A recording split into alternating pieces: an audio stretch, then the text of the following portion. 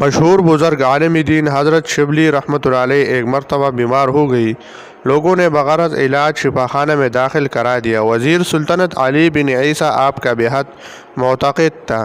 اس نے خلیفہ بغداد سے درخواست کی کہ دربار شاہی کی رئیس الاتباع کو ان کے لیے بھیج دیا جائے۔ چنانچہ خلیفہ نے رئیس الاتباع کو بھیج دیا جو نصرانی تھا۔ اس نے بڑی دماغ سوزی اور توجہ سے آپ کا علاج کیا مگر کوئی فائدہ نہیں ہوا۔ ایک دن رئیس الاتباع نے کہا، اے شبلی، اگر مجھے یہ معلوم ہو جائے کہ میرے بدن کی کسی ٹکڑے میں آپ کا علاج ہے تو مجھے آپ کے لیے اپنا عضو کاٹ دینے میں بھی کوئی تردد نہیں ہوگا۔ حضرت شبلی نے فرمایا، میرا علاج آپ کی ایک عضو کاٹنے سے کہیں زیادہ آسان اور معمولی چیز ہے۔ اس نے پوچھا، وہ کیا ہے؟ تو آپ نے فرمایا، تم اپنا زنار کاٹ لو ڈالو اور اسلام قبول کر لو، مارے خوشی کہ میرا مرض جاتا رہے گا۔ طبیب نے فوراً زنار توڑ کر یہ کلمہ پڑھ لیا اور اسی وقت حضرت شبلی تندرست ہو کر بستر بیماری سے اٹھ کھڑے ہوئے۔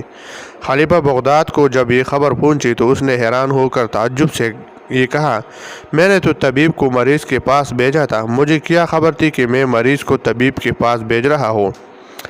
علماء حق خلق خداوندی کی ہدایت اور اشاعت اسلام کی کتنی شیدائی تھی کہ ایک غیر مسلم کی اسلام قبول کرنے سے انہیں اتنی عظیم مسرت قلبی حاصل ہوتی ہوئی تھی۔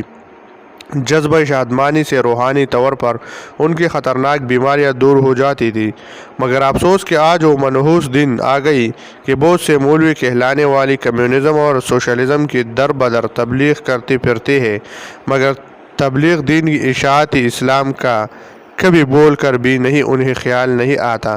زمانہ حال کے گندی سیاست کی نحوست نے ان کی دل و دماغ سے تبلیغ اسلام کے جذبے ہی کو فنا کر دیا ہے۔ ایسی ملت پروش علماء کی جمعیت کے بارے میں شفیق جنپوری نے کیا خوب کہا ہے، عجب حال ہے امت کے ناخداؤں کا، خیال ہے وطنیت کے دیوتاؤں کا، بناؤ جس پر ہے ہاشمی آباؤں کا، دماغ پر ہے اثر مغربی ہواؤں کا، کبھی وطن کبھی مزدور یا کسان کا غم، نہ فکر شام و فلسطین ہے باد حرم۔